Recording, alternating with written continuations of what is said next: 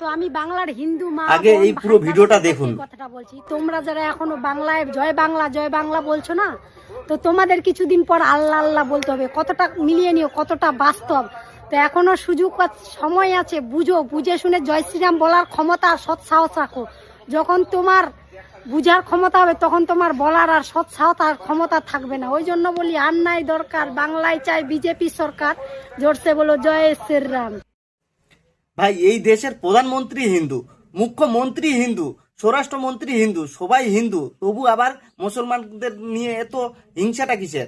আমরা কি মুসলমানরা এতটাই খারাপ যে আমরা মুসলমানরা হিন্দুদেরকে কি ধ্বংস করার চেষ্টা করি, বা হিন্দুদেরকে কি আমরা মারপিট করি? তাহলে কেন এরকম কথাবার্তা কেন? আমরা কি মুসলমান হয়ে কি সবচেয়ে বড় ভুল করেছি? এই ভিডিওটা দেখে মনে হচ্ছে যে হিন্দুরা বিপদে রয়েছে। ভাই যেই দেশে প্রধানমন্ত্রী হিন্দু, মুখ্যমন্ত্রী হিন্দু, স্বরাষ্ট্রমন্ত্রী হিন্দু, সবাই হিন্দু, কিন্তু সেখানে হিন্দুরাই বিপদে রয়েছে। সত্যি আপনারা আপনাদের মন্তব্যটা কমেন্ট বক্সে একটু রাখবেন যে কারা বিপদে রয়েছে।